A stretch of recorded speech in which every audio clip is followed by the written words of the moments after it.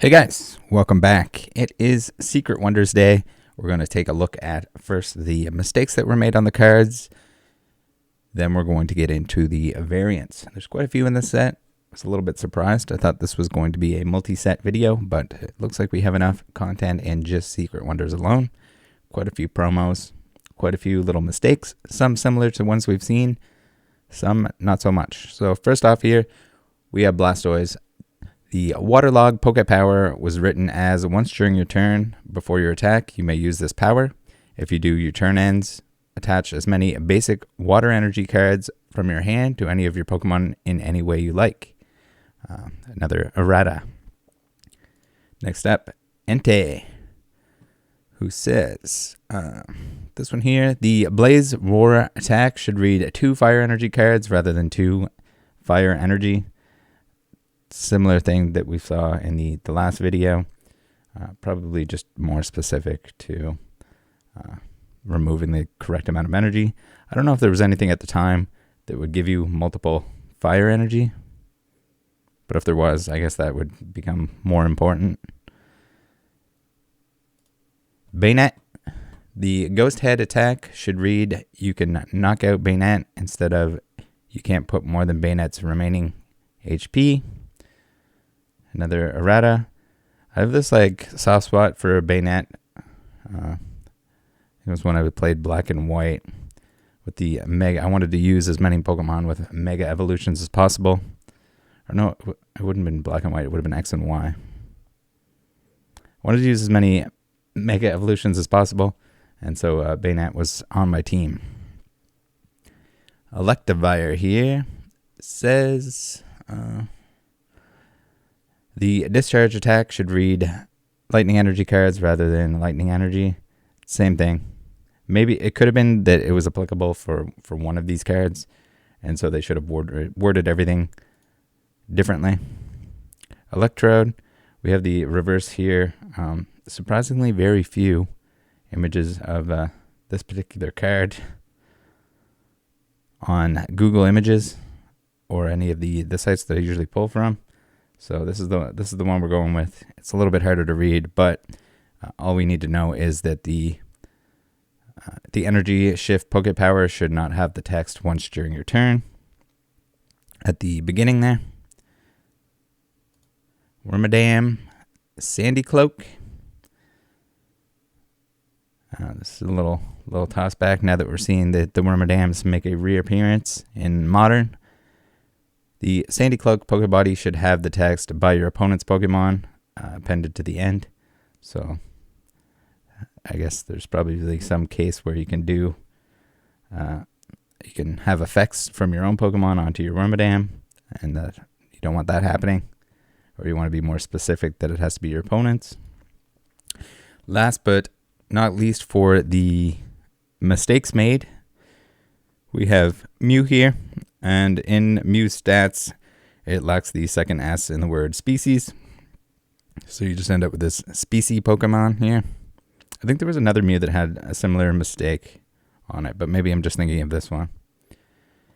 All right, let's get into the variants. First up, Ampharos. This is the non-holo Powerhouse Theme Deck exclusive. Then we have Entei, the Cracked Ice Holofoil Fall 2010 Collector's Tins exclusive. Bit of a long name there. And I think these are if I'm not mistaken, I think these are the first Cracked Ice promos, which is pretty cool. I'm not sure at what point. I'm sure we'll come across it in these videos in the series of when they started including them in the theme decks, but I think that was much later on. Raikou. Cracked Ice Holofoil Fall 2010 Collector's Tins exclusive. And very nice that we have all three here, including the Suicune Cracked Ice Holofoil Fall 2010 Collector's Tins exclusive. Again, another little tongue twister. Next up, Venusaur, who looks like he's been to a playground or two. Don't worry about that. That'll buff out probably. Venusaur, he is the non-holo Lava Flow theme deck exclusive. Interesting that he's in a lava flow theme deck. I guess it must have been a grass and fire type deck, maybe. I'll have to look that up afterwards. Electivire, the Cosmos Hollow Powerhouse theme deck exclusive. Yes, of course. So the Magmortar here is from that Lava Flow deck as well. It's the Cosmos Hollow Lava Flow theme deck exclusive Magmortar.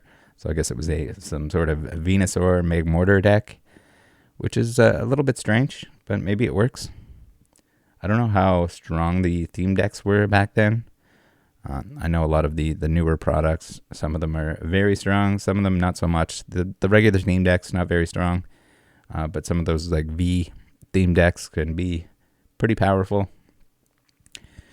Weavile, we're back into the gold snowflake. So just in case you guys were missing those from the previous couple videos, we have the Weavile with the gold snowflake stamp Pokemon Countdown calendar exclusive.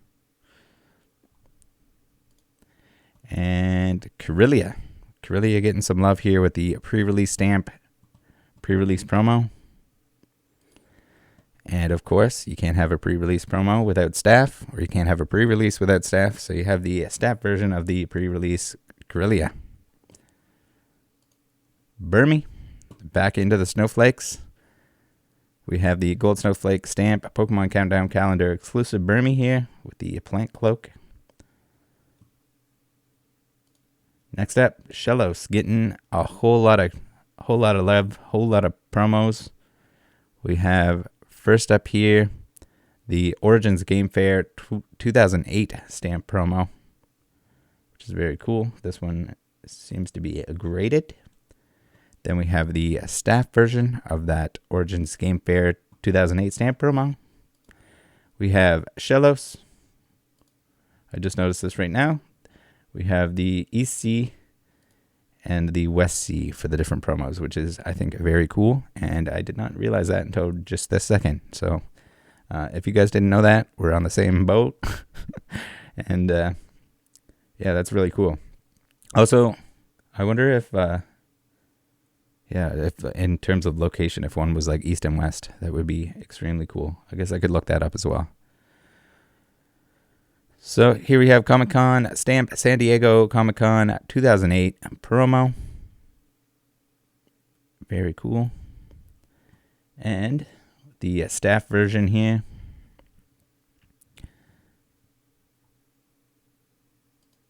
Professor Oak's visit from the Professor Program 2008-2009.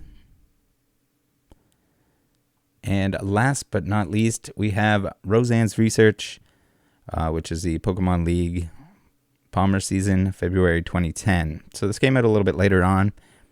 I don't know if this was actually the first Crosshatch Hollow. It's the first one in terms of set order, which is cool that we're going to start seeing these. I really like them. They're different.